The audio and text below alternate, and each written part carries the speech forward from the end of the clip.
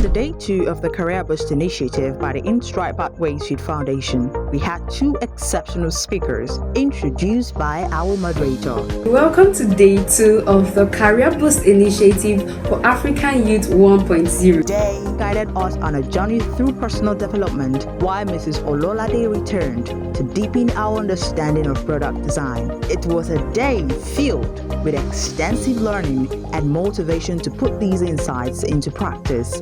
Now, let's dive into the lectures.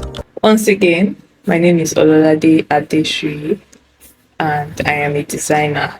I have introduced myself yesterday, and I believe you already know what exactly I do and what we are going to be learning about throughout this session. Once again, massive thanks to the CiAY team for putting all of this together. UI UX design. Yesterday, I already explained what UI and what UX means. But today, we're going to be talking about user research. And you see this user research, it's basically one of the most important steps that you have to consider when you're designing any website or when you're designing any mobile app. Right, and I believe that by the end of today's lesson, you would have understood what user research is. You would also know why user research is super important when you're designing apps and when you're designing websites. And you would also learn how to do this research by yourself. So, are we ready today to become researchers? Eventually designers, but it's like one of the things you have to do to become a designer. So, what exactly is user research? I think I would start with a simple question. Have you ever played a game or maybe used an app, maybe social media app, or even photo editing apps, and you just did not like it, or maybe you felt like it was too complicated? Exactly. So that is where user research comes in. So user research is basically you trying to understand how your users would react to something you're building. So it's basically like you're being a detective now. You're trying to figure out what these people like. That's your users. The people, when I keep saying users, I'm sure I've explained this yesterday, but when I keep saying users, I want you to know that you're referring to the people that are going to use your product, obviously. So your products, again, could be websites, could be mobile app, could be web app, but products. Now, so like I was saying, user research is basically just you acting like a detective. I'm sure a lot of you have seen all of these thriller movies. You know how detectives work when they're trying to like figure out a lot of things, and then they use sticky notes to like put down points that they noted during their findings. Same thing for you as a designer. Keep in mind, I keep saying as a designer with the mindset that some of you would end up becoming designers too, like. But yeah, back to the topic of today. User research is just basically all about you trying to figure out what people like, the people you're designing for. What do they like? What do they not like? Right? So now I want to use an example again. Imagine you're trying to build a new game, right? But you don't even ask anybody. You don't ask your friends, for instance, what they enjoy when they're playing games. You might end up building or designing something that nobody wants to use. How would you feel if you end up designing an app and nobody downloads it? Nobody plays the game you designed. You start wondering what really went wrong. Exactly. That's why you have user research. User research is about understanding the people that would use the products. So if you're going to research, you would figure out, oh, what do these people really want? What do they not want? What do they like? What do they not like? I'll use another example. Imagine me, that's Ololade now. I am coming to your house. You are aware, or you even invited me to your house to host me, and you decided to cook for me. But now you don't know what I like. You don't know if I'm allergic to anything. But you want to make me feel at home. You want to make me feel welcome in your house. So you just go to the kitchen and you start cooking. Or in fact, you go to the market. You buy a lot of food stuff, you buy ingredients, and then you start cooking. And then I come and you serve the food, you dish me the food, and I'm like, I'm sorry, I can't eat this. I have so and so allergy. Or I'm even sorry, my family does not eat this kind of food. Maybe we have a fish fetish or something in my house and we don't eat fish. Or I'm even sorry, my health condition would not let me eat so kind of food. But now you have put in a lot of effort into preparing this food. How would you feel? Consider the time, consider the money, and the effort you've put into this thing. You would feel very bad. So imagine you got maybe 2,000 naira out of your pocket money that you had been saving for maybe, oh, when I graduate from secondary school, I'm going to buy myself a phone. And you now took out 2,000 naira out of that money to go to the market to buy ingredients just to make Ololade feel at home when she comes. Only for me to come and say, I can't eat this. How would you feel? That is why user research is important. So user research will help you, or should I stop saying you, will help us as designers to know what people like and what they need, right? In the same way, it will help us as designers to create products that people actually want to use. Again, user research, it helps you to understand your users better. It will help you to build products that people actually want. And it will save you time and money. Very important. Nobody likes wasting money. And everybody, I know what we all know what the economy looks like right now. So you don't even want to waste money building things that people will not like. So as a designer, first step, most important step, before you even start designing at all, is user research. So we have what's it called now? Different types of user research, right? We have different types of user research. I am going to mention, or I'm going to highlight 3, because I feel like they are like the fun ways, the ones that I know that you guys can easily do yourselves as students that you are. The first one, interviews. The second one, surveys. And the third one, observation. I'm sure you're already seeing the vision, right? You're already understanding where I'm getting at. 3 types of user research that we will be highlighting today.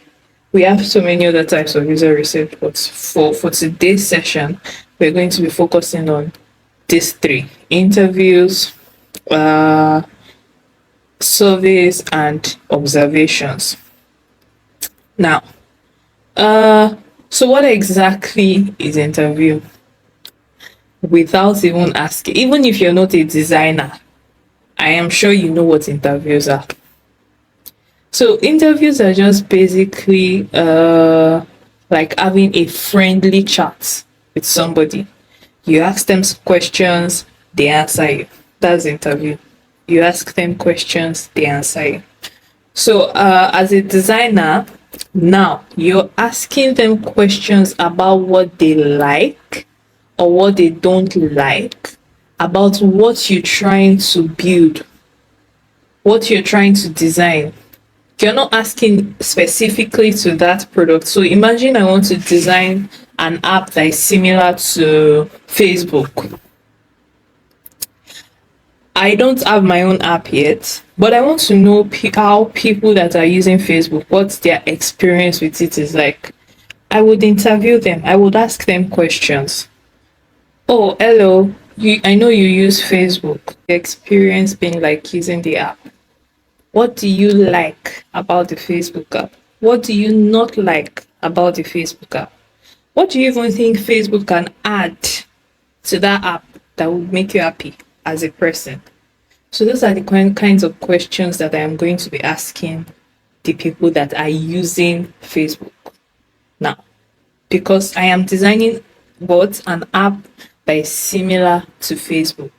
So I want to understand what their users already go through. It's called in a way you're trying to do like competitive analysis, trying to understand your competitor, because now I'm coming from the angle of, oh, I'm trying to design an app that is similar to Facebook. I'm not saying I am designing that, but if I had to, the first thing I would do would be to conduct interviews with the people that are like my potential users. My potential users in the sense that they already have an experience with that kind of app. So I want to even understand from their own perspective, so that I don't end up designing the exact same thing that Mark Zuckerberg already has and making maybe the same mistakes that they've made.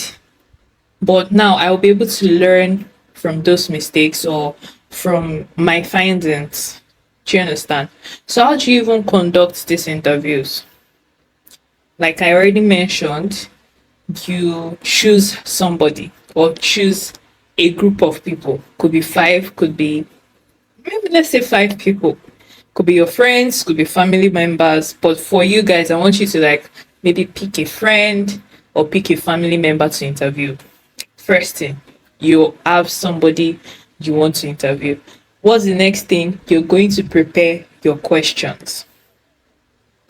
Now, you're trying to design something. If, for instance, we're always talking about the SDGs, Sustainable Development Goals, right? We have the one that tell us to carbon emission. We have the ones that tell us to agriculture, poverty. So when you start thinking, oh, I want to solve a problem, you start thinking, I want to solve a problem. You start looking at all of those SDGs. Which one can I even come in? Like, which angle can I come in from? Which of these SDGs can I find a solution for with something I am going to design? Maybe an app, maybe a website. So you start doing interviews. You ask people questions. So you start asking questions like, oh, what is your favorite? I'm not giving you exact questions for any particular app. I'm just generalizing now. So what is your favorite thing about so and so? What do you like about it? What is there something you don't like? Like I already mentioned, is there something you don't like? Now the third thing, if you remember, what's the first thing? You have to find the people you want to interview first. It's not such an hard thing. I'm sure your friends, even the way you guys are seated together now, can find like 2-3 people. Just, I'm going to interview you, I'm going to interview you, I'm going to interview you. Do you understand? And then the second thing, prepare your questions. And then the third thing you're going to do is to listen carefully. As designers, one of your major skills is going to be attentive listening. Pay attention. Because if you ask a question and they give you a response and you're just there like, even the person might not be gingered to answer you again. Do you understand? So when you're asking questions, listen carefully when they are responding, so that based off their answers, you can also ask your next question. Like you can tailor your next question, like a follow-up question, to understand them more. So imagine I ask you, oh, how are you doing? And you're like, I'm not fine. But if in my head I already assumed you were going to say you're fine, I'll just be like, oh, okay, no problem. But if I am listening to you, if I am paying attention, and I ask you how are you doing, and you say I'm not really fine, no, I'll be like, what's wrong? Then you tell me something else. I'll be like, wow. So what happened? You tell me something else. So you keep building your questions, your follow-up questions based on the question that you initially asked or based on the response that they give you. Now, second type of user research, surveys. What exactly are even surveys? So surveys are like a fun way to ask many people the same questions. Now, remember for interviews, you're asking like a couple of people, maybe 3, 4, and you're building your follow-up questions based on the answer they gave you to your previous question. Exactly. But now with surveys, you cannot do that because you're sending it out to them. So you're going to write down a few questions that are going to be easy to understand. For example, do you prefer playing games on your phone or do you prefer playing game on your computer? They can say on my phone. You see that? But because it's not an interview, you're not going to have the opportunity to ask them a follow-up question.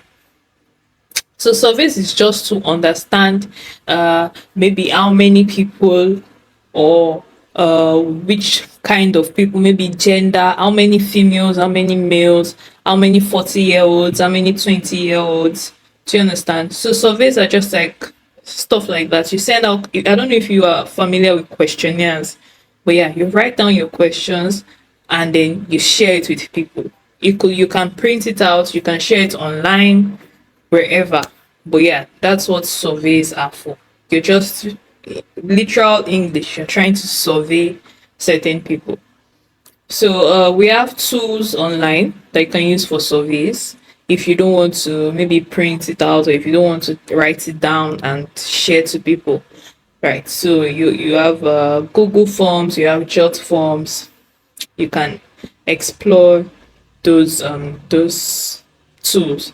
Going back to interview, I forgot to mention something. If you know that you don't have proper attention span, you can record your session, your interview session, so that when you're going back to listen to it, in case you don't remember any of the responses that the person you interviewed gave you, you can go back to it at the end of the day, play it and be like, oh, okay, this was what she said. And then it will help you when it comes to your research for whatever it is you're trying to build. Now, the third type of user research I said we're going to be talking about today is observation. Obviously, like the word implies, you are observing, you're watching people. So if for instance I want to design let's say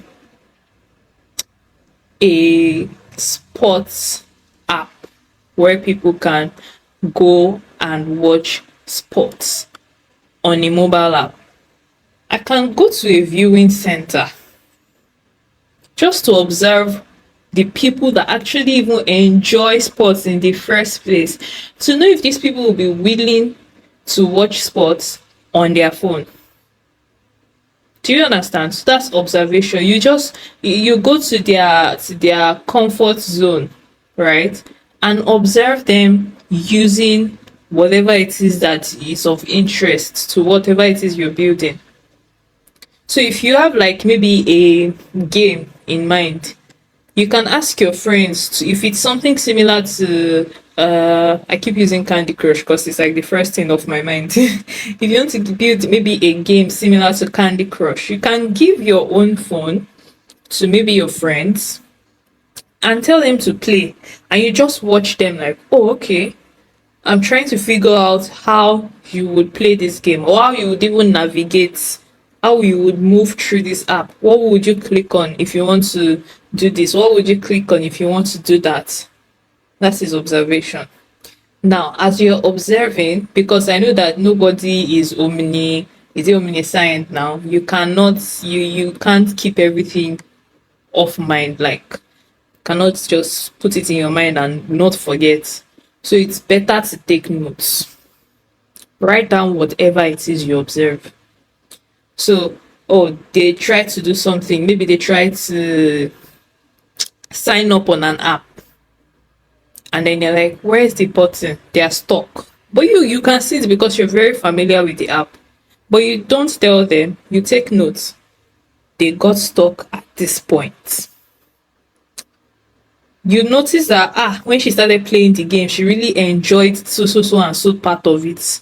You take notes. She really enjoyed so and so part. I hope we understand. Now, to the fun part of all of these things, you're going to start your own user research. What are you going to do? You're going to interview a family member or a friend about how they use a favorite app or a favorite website, and you're going to write down your findings. As designers, which I hope you guys or some of you end up being, you're going to always want to put notes down because you don't want to forget.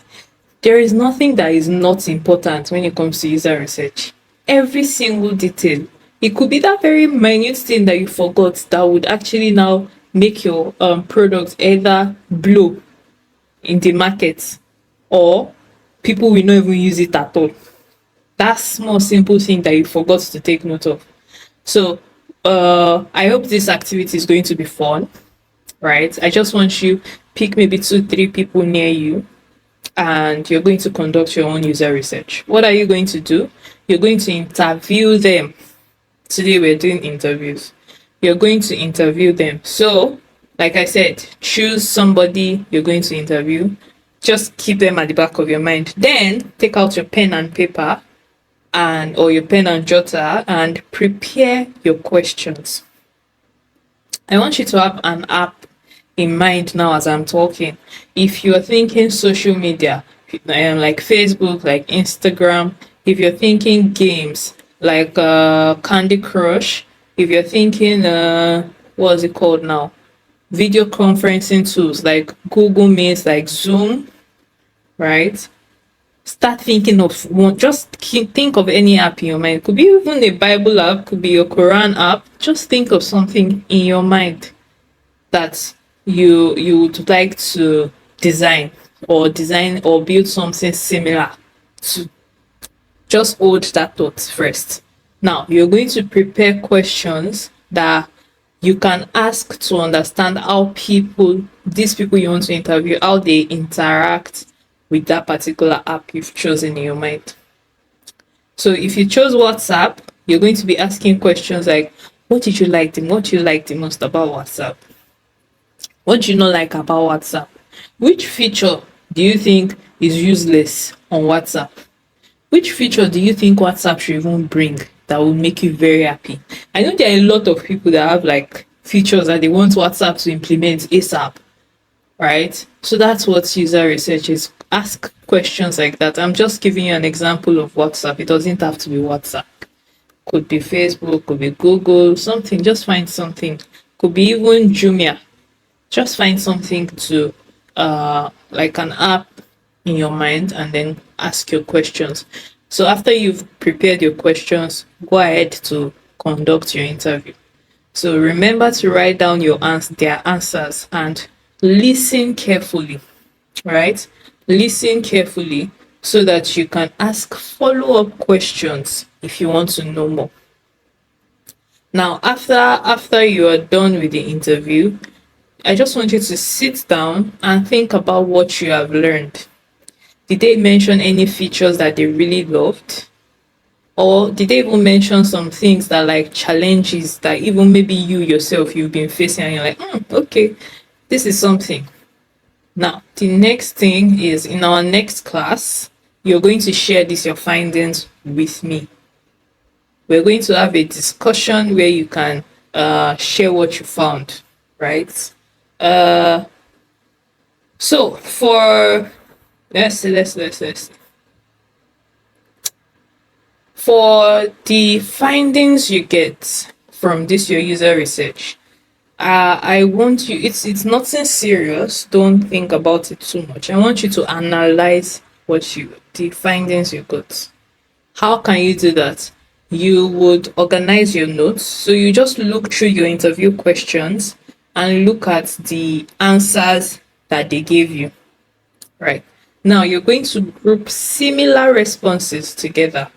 So if you asked me, and maybe you asked Mr. Bukumi a question, the same question, and our responses were very similar, like almost the same. You group us together, maybe under just you see how those detectives work in those thriller movies where they have like sticky notes that they put on the wall when they figure out something that is like correlating with somebody. So they just like write it on that. Okay, so you pick maybe question one, Ololade and Mr. Bukumi. You write our names or something like that. Question two, if two other people have similar responses, put it like that. Now, you will start noticing that, okay, two people liked this, one person liked this, seven people liked this. Okay, there is a pattern. Now, that is what is going to inform your decision when it comes to design, right? So you're just going to what now? You're going to summarize the insights you've gotten. Like I just said, seven people want this, two people want this, one person wants this. Basically, that's what you're going to do. So when you now start designing, right, it will help you easily narrow down exactly what you want to design for. Obviously, you're not going to design what one person wanted that seven people did not want. Exactly. That's what user research gives you. So it gives you insights to help you draw like key points, like to help you draw features that you can build on or prioritize based on the number of people that you know. Maybe for question one, seven people, question two, three people. So you know that okay, you're going to start with feature number one that addresses the solution and the problem that these first seven people are facing. Right now, to wrap up, again, user research is very, very exciting. It is very exciting and it is an essential part, very important part that of designing. So you can't design without research. If not, you're just going to, I hope you don't miss road basically. But yeah, you have to do user research before you start designing. So by doing user research, like I've mentioned, you will be able to create products that are fun, not just fun, and user friendly that people would actually love. So as we continue with this session, I know we have like a couple more days. We're going to continue exploring things that can help you become a better designer. Don't worry, we're going to get to the point where you start designing mobile apps and websites too. We'll get there. So, but for now, I hope you guys now know what user research is about. So if I even wake you up from your sleep and I'm like, oh, what is user research? You can explain it to me without stammering. Or if I ask you, explain what surveys are. I'm talking about design now. In fact, you can use it for whether design projects, any research you're trying to do. Survey is the same thing generally or in general. So you can easily respond to me, right? I hope so. All right, see you guys tomorrow. Remember, every great app, all of those games you play that you really enjoy, they all started from user research. They all started from the designers understanding the users. Who are the users? Me and you. So get ready to become detectives as you start learning and doing a lot of user research. See you guys tomorrow. Everyone, my name is Destiny, and today I'll be facilitating the session on decent work for all a catalyst for sustainable economic growth. Yeah, so without further ado, let's get into it. So, yeah, on today's agenda, we'll be looking at first thing here is the acknowledgement. Next thing, you get to know who I am or who am I. Then the next would be the introduction to the session that we're actually having. Then the next would be a quick check-in. Then we'll move on to why we are even here in the first place. Then that's understanding SDG 8, decent work and economic growth. Then we'll move on to the role of decent work in economic growth, case study in Nigeria we're using here, then recommendations, conclusions, and we'll take question and answer. So first of all, I'd like to acknowledge Mr. Adeyinka of InStride Pathways Youth Foundation. I'm very grateful for this opportunity. I know that this is an initiative that InStride Pathways started this CareerBoost Initiative for African youth just to empower young people. I'm told that the most of the people that are here are mostly high school students and a bit of university students. So, and I know that the courses you'll be taking here would be UI UX design, cybersecurity, animation, and then on the side you get certificates. You also get guest lectures, which is one of these that I'm talking about. That'll be on the SDGs, the 17 SDGs, and then the essays, the debates, the awards, and then talent discovery. So once again, thank you very much for this opportunity. So who am I? So my name is Destiny. Destiny Nwebe. I'm a community and communications expert, and I'm the founder of the Destiny Nwebe Crib. This is a community that makes resources and opportunities available for youths, accessible actually, for youths worldwide with over 3,000 members across social media platforms. So we're doing most of our operations online. So you can find us on Twitter, no, actually, on Instagram, on LinkedIn, WhatsApp, Telegram, and Twitter. We just recently started there, and we're hoping to have more conversations there. So I'm passionate about personal development of youth, and then I champion 2 SDGs. So SDG 8, decent work and economic growth, and SDG 4, quality education. So introduction to today's session. Today we'll focus on learning and understanding the following. Number 1, what is SDG? So decent work, what is decent work and economic growth? The role of decent work in economic growth. We use Nigeria as a case study and then provide recommendations for, improvements in Nigeria. So just a quick check-in to make the most of this session. And just before we start, please ensure that you're in a quiet place. You sit in a quiet place and that your heart is open and ready to learn. You have a notepad on your phone, maybe, or jotter, a pen, and maybe a snack, a quick snack that you could that's close to you.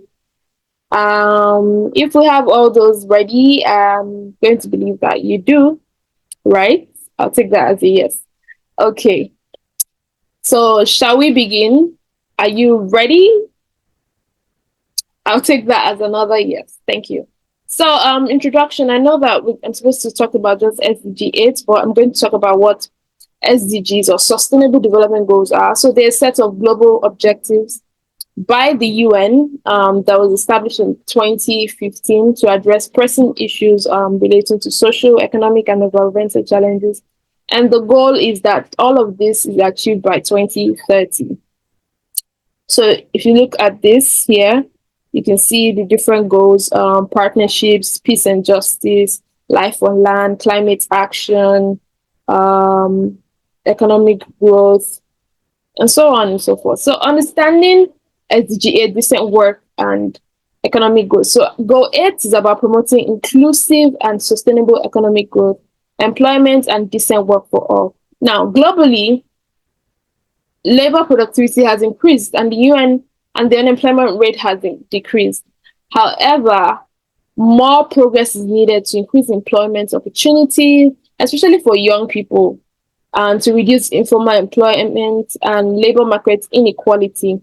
And particularly when it comes to the gender pay gap, that's how much women are paid compared to men in certain roles, or yeah. Then to promote safe and secure work environments and improve access to financial services to ensure sustained and inclusive economic growth.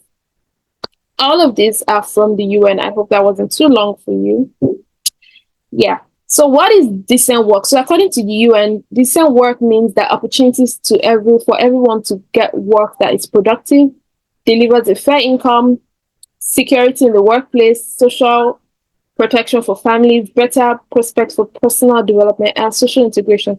Please note this thing. Decent work means that the work is productive, the work delivers on a fair income, there's security in the workplace. Security, not in sense of insecurity, is how much that the work can actually last.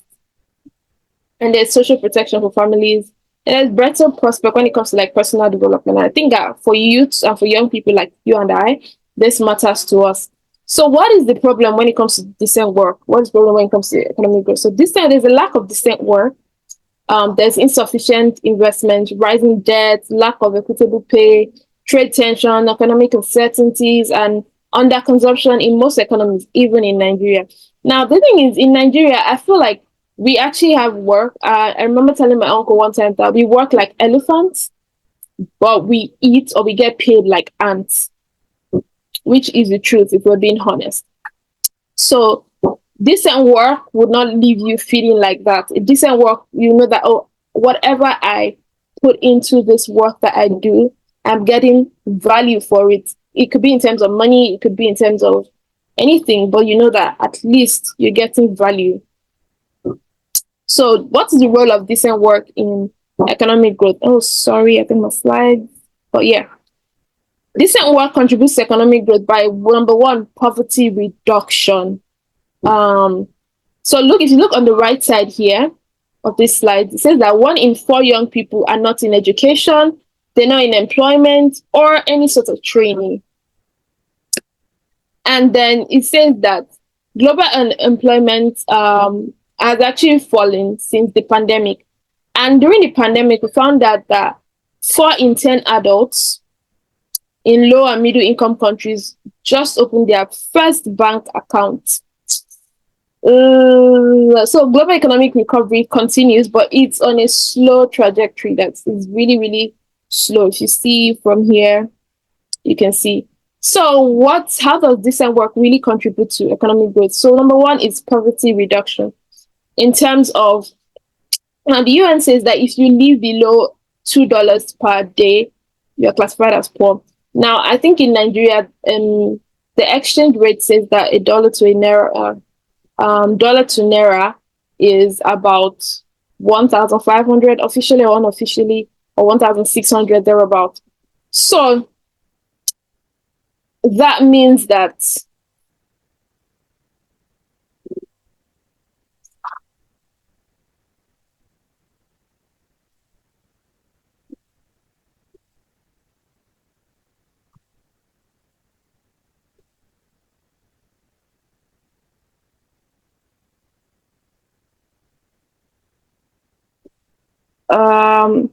I think I might have to stop sharing my video for now because of, I might have to stop sharing my video.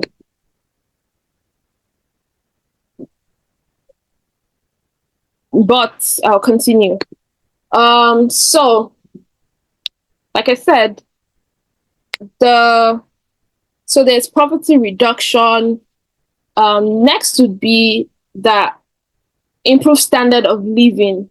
So like I said before, for poverty reduction, if you are living below $2 per day, according to the UN, so that's about 3,000 naira here in Nigeria, you are considered as poor.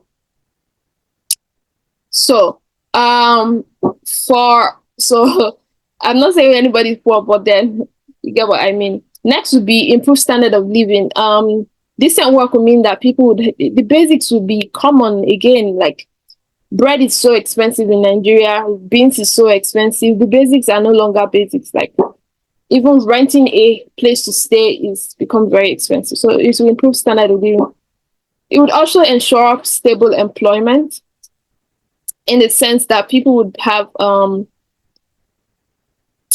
stable employment. Like, you know that, oh, my job's secured. I'm going to work in this place for the next 5 years, 3 years, 2 years. And then I could save, I could invest, I could watch how I consume, and then see how maybe I could leave a down payment for maybe a house in the next 3 years, that kind of thing.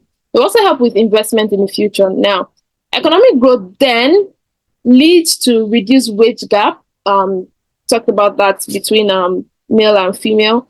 It also diminishes. I don't think it would diminish inequality, but I know that it would reduce inequality to a very considerable level. And the next would be greater economic security for all. Yes, that would be one of the ways that economic growth would lead to contribute.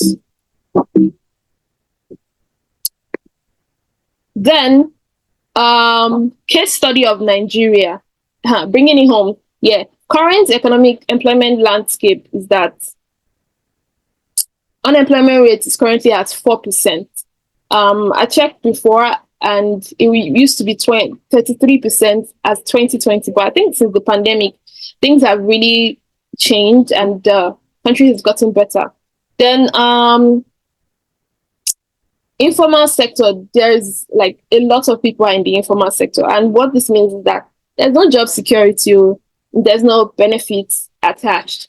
Then next would be the economic diversification. So there we have heavy reliance on oil, with little focus on other parts of the economy. Although I think that this generation is doing better when it comes to like focusing on other, let's say tech in Nigeria is beginning to, do better.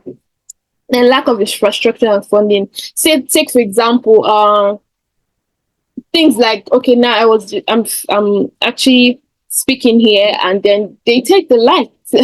That's the kind of thing you would expect in Nigerian setting, like things like telecommunications. And I remember one time there was a fuss with the network and how telecom companies here are not doing so. One of my friends posted that, is this the kind of network I want to use to compete with global talent?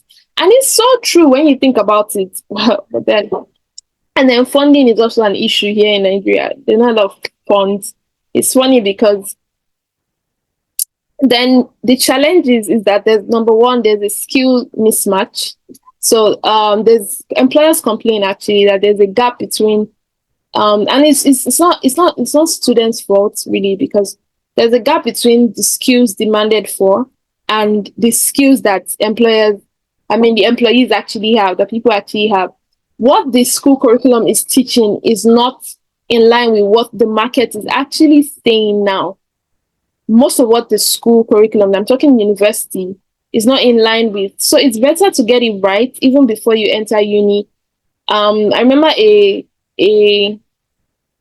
friend of mine, a younger friend of mine, is like, hey, I want to study this in university. And I'm like, I don't think you should study that. Why? Because those are not the jobs of the future. When you're thinking of picking a course to study in the university, you want to think of what are the problems that are here now? What are the kind of skills that employers are actually looking for?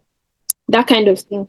Next is infrastructure issues. So poor infrastructure, roads, light, water, telecommunications, network, things like that. Then security concerns. Sometimes it looks like Nigeria is just Lagos, Abuja, Port Harcourt, Calabar, those places. But then there's like other places. I've heard of Jos, I've heard of Kaduna, I've heard of Kano, and there are other things happening here, but then it looks like everything's just concentrated in one area. Why? Because one day you could just wake up and they say, oh, they've kidnapped XYZ people in Borno or Sokoto or those kind of places. I'm sorry, I'm not mentioning names. I'm just saying those are kind of things we hear in the news. So what are my recommendations? Number one is policy reform. So implement and enforce labor laws to ensure fair wage and safe working conditions. If I know that they say that, I know that I've heard that in other advanced countries, say like the US or Canada or like Japan, you're not supposed to work a certain number of hours. You're supposed to work a certain number of hours. If you exceed that number of hours, you could be sued for it. If that kind of thing was in Nigeria, it would mean that everybody would take their job seriously, both on the employer side and um, on the employee side. It means that you know that you have, let's say you have 7 hours to work a day or 8 hours to work a day. You know that, oh, I have to maximize this time. No time for distractions, no time to just do whatever I feel like should be done. I have to do this and do it well. And then employers will also know that, oh, I have to keep these faithful people, people that are working well. I have to also give them good working conditions, not just your salary. There's also things like health insurance, and that could help. Next would be support for SMEs and startups. So support like small and medium enterprises in terms of funding, in terms of infrastructure, in terms of, just to help, because they help create jobs that we actually work in, just to make that sector formal and to move from the informal sector. Then next is infrastructure development, invest in infrastructure in terms of so they can help with business growth and job creation. And then would have investment in education and training. Now, aligning educational programs with market needs to bridge the skills gap, just like I said before. When I think education, I do not think schooling. I think skills. And I want everyone to start thinking like that. Don't think that I'm just going to school to get a certificate or to get a degree, or I'm just going to get YF or IGCSE or something like that. Think, what am I learning from this? How is this going to be used in the world when I'm out of university or when I'm in the world? Like, what kind of things do employers expect me to have? Because if this thing is actually true, they're saying that Nigerian graduates are not employable. Well, that's when you hear people say, oh, there's no jobs. There's actually jobs, but sometimes people don't actually have the right skills for those jobs. So that brings me to the end of the conclusion of our session today. The question remains, will decent work really act as a catalyst for sustainable growth? Based on what you've learned in the last, say, 14 slides, and I think this is almost like 20 minutes or more, what do you think? I'm leaving that question to you. So let me know, maybe in the comments or in any way that you could put your contributions down. Do let me know. And I'll give time for question and answers. If you've got questions, if you've got anything you'd like to know, just let me know. I'll find a way to answer them and be an active contributor to this. So today we'll be talking about harnessing youth power, African youth driving sustainable development goals for continental progress, how the African youths can be part of the sustainable development goals movement. So we'll get into our presentation. Okay, so briefly, this is just an intro about myself. My name is Mfonobo Timothy. I'm a Nigerian. By profession, I'm a pharmacist. I got my bachelor's degree from the University of Port Harcourt some years ago. And currently, I work as the Practice Development and Transformation Projects Coordinator with the International Pharmaceutical Federation. And so my role there is I focus on execution of initiatives and projects that advance the pharmacy profession as well as healthcare generally. So for today, this gives us a brief overview of what we will be talking about. We'll be looking at African youth demographics, and then what are the SDGs, and then what's the progress with the SDGs in Africa, what's the situation like. Then we'll look into how the youth can be involved in driving this sustainable change that we are talking about today. And then some takeaways for you from this presentation. Okay, so looking at this slide gives us an overview of Africa and the demographics. So the population of Africa is about 1.55 billion people, and out of that, 70% of that population are the youths. And the United Nations defines youth as persons who are between the ages of 15 and 24. And at this age, individuals begin to gain independence and become more aware of their communities.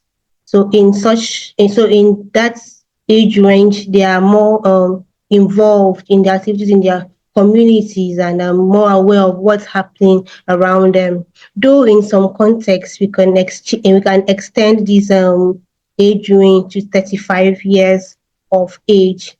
So the first chart here shows the situation in different continents of the world. So we can see that in some regions, the youth population has peaked.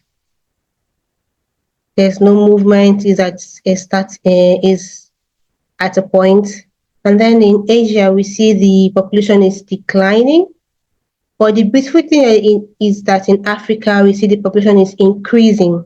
So that's in sync with what I said earlier about us having the youngest population in the world. And the second graph below tells us that the median age in Africa is about 19.2. So let's say about 19 years. So this shows that in Africa, with the youngest population in the world, we have the capacity as youths, because we have more youths, and then driving this sustainable change or whatever initiative that youths have a great role to play in this. And also whatever is happening in our continent and the world as a whole, youths are part of the individuals who are experiencing this thing, who are experiencing these situations. So we are involved and we are catalysts in this SDG movement. So we'll talk about the Sustainable Development Goals. Before we got to the SDGs, as at 2000, we had the Millennium Development Goals, and there were about 8 of these goals. They were focused on ending poverty amidst other priorities. So in 2015, after relative success in the MDGs, the United Nations adopted the SDGs, Sustainable Development Goals. Now, it's a list of 17 goals, like you can see on this screen right now. And so these SDGs have 5, I would like to call it the 5 P's of the SDGs, the focal points. So they focus on the people, they focus on prosperity, and then peace, how we can promote peace, and then looking at partnerships, and then lastly, planet. So all these 17 goals revolve around these 5 P's: people, prosperity, peace, partnerships, and the planet.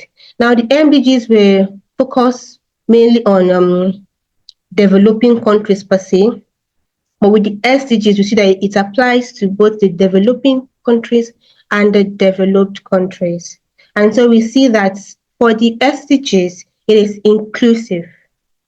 Whatever country you might you might want to pick and look at it to analyze it, you see that there's still a bit of work to be done in the area of whatever SDGs you may want to look at. And then the SDGs are also transformative because it gives opportunities to pick the challenges and turn them into opportunities for development in various parts of the world. And then the beautiful thing also is that it's indivisive. We can't say SDG 1 that talks about no poverty should be prioritized over SDG 13 that talks about the climate. They are all important. And so they work together they are to be developed together to enable us have sustainable societies. So we see that having when there is a reduction in poverty, people are not hungry, and they can access healthcare as they should. And because they are accessing healthcare as they should, they can go to schools, there's quality education, and after school, they can get jobs in industries that are functioning effectively. There is no gender bias, there's no socioeconomic bias, and then life, the water that we drink is of good quality. So we see everything is intertwined. So everything works together for the benefit of all the countries. So we'll get into our next slide that tells us about the progress of Africa on the SDG. So this report by the African Union and the United Nations and other organization talks about the advancements of the achievement of the SDGs in Africa for goals 6, 7, 9, 11, and 17. So it shows where we are. So in terms of clean water and sanitation, yes, there's an improved access to basic sanitary services, but we are not there yet. And then in terms of electricity, yes, we have increased electricity rates, but the use of the clean fuels are limited, not as they should be. Yeah, we are moving towards renewable energy, but not at a fast pace. We're picking up slowly. But yes, there's an improvement in that area too. And so there's also a decline of slums in urban areas. So we tend to have slums more in the rural than in the urban because we are more urbanized. Yes, that shows there's progress, but there's still some work to be done. And as regards technology, we see that we are on track with our mobile network coverage. We have better coverage now. And the report also lets us know that with the pace Africa is moving, we can achieve it's possible that we would achieve the targets by 2020 for this particular SDG. So a more recent report is the 2024 report that talks about SDGs 1, 2, 13, 16, and 17. And then, so this shows that us as regards climate change, that we have lots of policies. We have policies for climate change, but integrating this into actionable strategies, plans, still remains a challenge. And then it also X-rays and let us know that the conflict-related deaths have reduced, have been halved in the decade, but these disputes and wars are still there. They are still there. And then for partnership, it lets us know that our data, we don't have our statistical system is not as it should be. There are still some gaps. So we can have some progress, but because these are not documented, these are not out there as they should. So getting partnerships because of the lack of those data can be a challenge. And then also persistence, there's just more than or close to half of the African nations are still either in debt or are gradually moving into being in debt. So we see that there's a persistent debt distress, and this can have an impact in the development of our continent. So with these, we have an idea of where we are, where we are coming from, where we currently are, and then we know what we can do to get us to where we need to be by 2030. So we'll get on into talking about the engagement of youths, what the youths can do. From my personal experience, I'm coming from SDG3 that has to do with good health. So I might give some examples about good health, but that doesn't mean that it's just about SDG3. You can adopt them into the SDGs that you're interested in, and see how this works for you. So first things first, we need to build capacity. because you can't give what you don't have. There's been so much chorus about SDGs, SDGs, SDGs. We need to know what are these SDGs. So the first thing is for you to build capacity. And so you can participate in trainings, seminars, webinars, conferences. It could be online, it could be physical. This would provide you with information of what the SDGs are, the different priority targets, and the different goals that we want to that the SDGs are aimed at. So knowing about this is very important. Personally, my first experience as knowing SDGs in depth was during my NYSC. So I joined the SDGs team, and then we got to be knowledge development facilitators during the camp. Got an idea of what SDGs are, and we were commissioned like champions to go into the states and the community where we find ourselves to champion SDGs. So that was the first step for me personally. So you can also do that. And if you don't know so much about the SDGs, you can join these workshops. You can also be part of SDG youth groups. There are a lot of SDG youth groups, the national ones, the ones in your local, the ones in your state, in the communities, even the international SDG youth forums. You can join that group, and that's because there is a body of individuals like-minded towards a particular goal, towards a particular purpose. So that would be easy for you to rub minds, share ideas, share views, and through that build yourself to know more about these SDGs to be able to champion it in your various niches. Another important thing is mentorship. Mentorship is very, very important and key. So, for example, if you're interested in agriculture, you have seen or you've been following a professional who is at the top of the career or level for this particular SDG, could reach out for mentorship. It could be a one-on-one mentorship. It could be a group mentorship. So this way, there is a knowledge pass from the more experienced professional to you who is more like the early career professional, or who is the youth that wants to know what you can do, how you can participate in this great work. So that's that about mentorship and youth groups and training seminars and webinars to build capacity for SDGs. So after building capacity, the next thing that youth should do is awareness and advocacy. Awareness and advocacy are very important bits of this.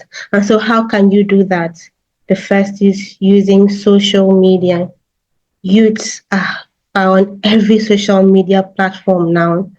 Twitter, some have YouTube pages, LinkedIn, WhatsApp, TikTok, Threads, Instagram, name it.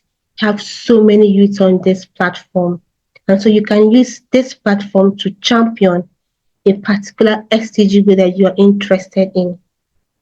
Could be in form of sharing posts about it, could be in form of holding podcasts or talks about it, could be in form it could be in form of holding presentations about it, name it. There are innovative ways to raise awareness. Could be in form of skits about the SDGs. This way you are raising awareness about SDGs for everyone. Another way to do this is to be involved in community activities. So be it local NGOs or CSOs, you can be involved in these activities. So my first experience at this was joining the civil society organizations for an event in Abuja some years ago. That was my first bit at advocacy for the SDGs. And so being the youngest in the team, working with the Red Cross, the WHO, the United Nations, all talking about SDG 3 was an eye opener for me because that made me see that the youths mean so much, and yet it doesn't seem like so much is known about this. There are some lapses. And so that was an avenue for me to advocate for the inclusivity of the youth, more involvement of the youth in this SDG. So being involved in these activities goes a long way. And then partnering with partner, like I said earlier, it still falls hand in hand with community activities. Could partner with non-governmental organizations to raise advocacy. You can partner with international bodies. You can partner with the private sector, and then you can also partner with various SDG forums to raise advocacy for the SDGs.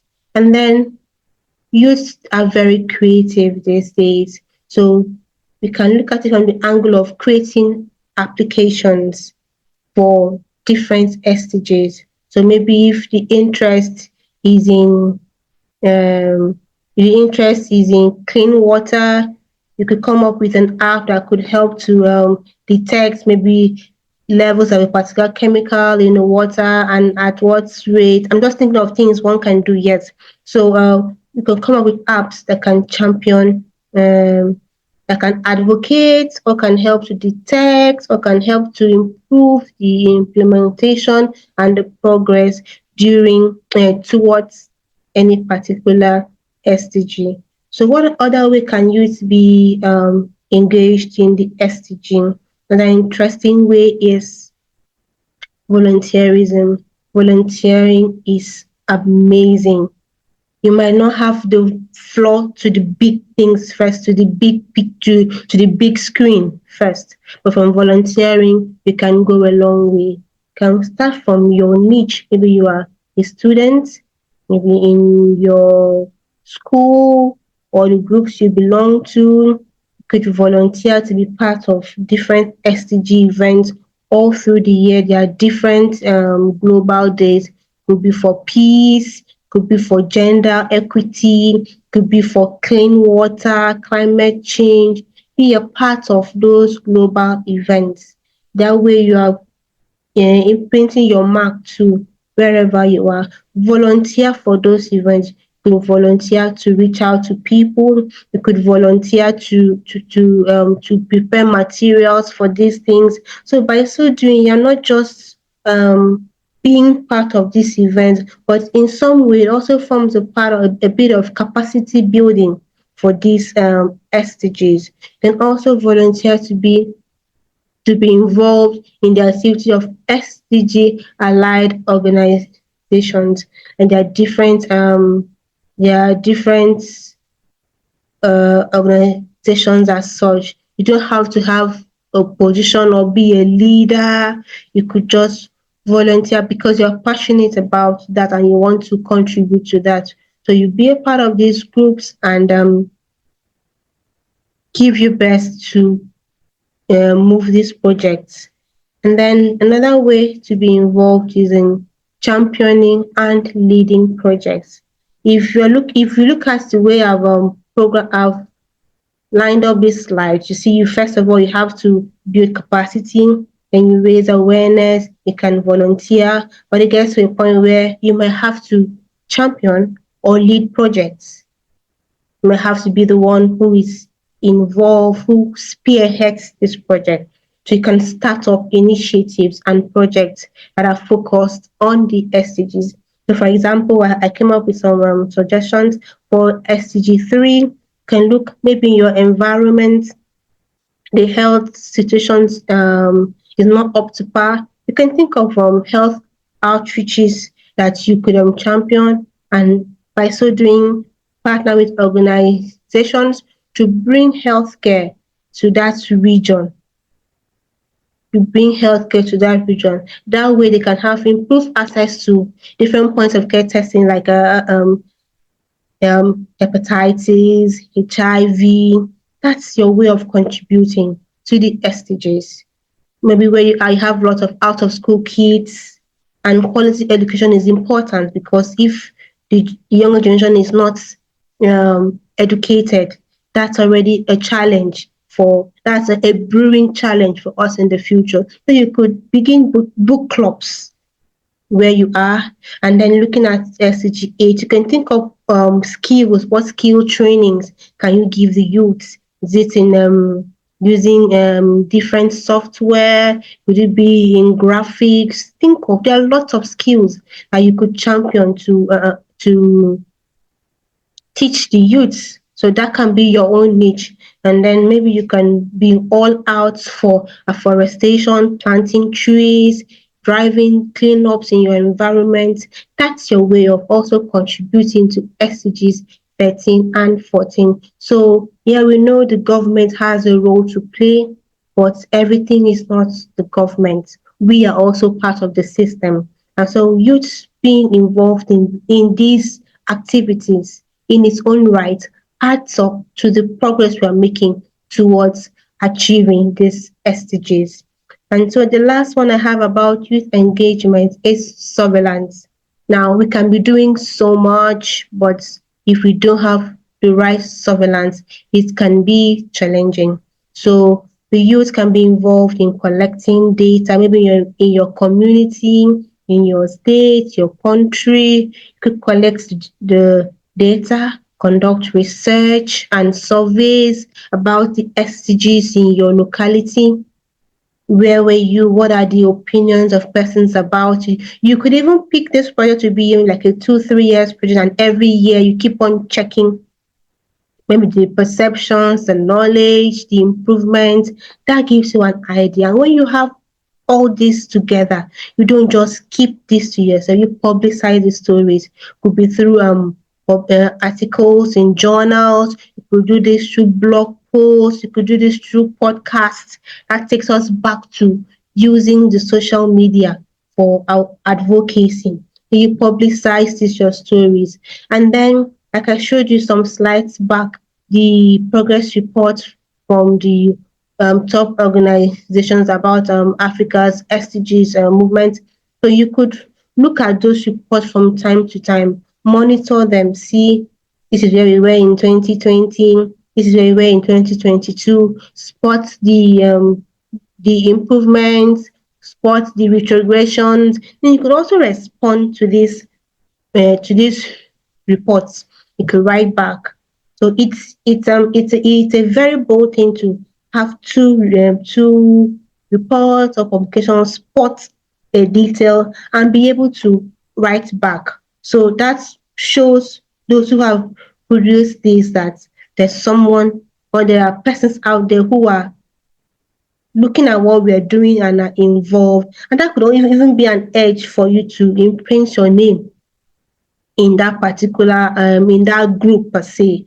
So being involved in surveillance is a way of us engaging as youth in the SDGs. Like I said earlier, I'm all out for SDG 3, but there are 17 of them. So whichever SDG resonates better with you, you can create your niche there and step gradually walk towards making your mark in that right. So what are the key takeaways in our presentation today? We've been able to see that the youth experience firsthand the issues of the SDGs. These issues that the SDGs seek to address, because we have the youngest population in Africa. The person that experience these situations most are youth. So this means if we experience these situations most, then we are catalysts to change for this. Then we have a role to play. One other key takeaway I'd like you to note is that there is a need to have a strong knowledge of the SDGs. I keep saying you can't give what you don't have. So knowing about these SDGs equips you to understand them. And when you do so, engaging in practical ways to promote the achievement of these goals would ensure that these are successfully implemented. And if we have this in Nigeria, have this scenario in Ghana, have this scenario in Sierra Leone, this scenario in Chad, South Africa, different parts of Africa, then as a continent, we are making immense progress towards having sustainable development and sustainable societies where we can thrive, and not just us, but those who are coming after us can also thrive successfully. And finally, be part of the global conversations. Don't shy away from conversing about these things. Don't have the attitude of it doesn't concern me, or I would not be seen. You never know until you begin your mark. So please, I encourage you all to make your mark today. Be part of the global conversations about these SDGs. Be part of the activities about these SDGs wherever you find yourself, and make your mark in the sands of time. So thank you so much for having me today, and I look forward to whatever questions you might have, or you would like to give feedback, or you would like to share, make a comment, whatever. Please feel free to reach out to me via my email. You can also connect with me on LinkedIn via Mfonobon Timothy, my first and the last name.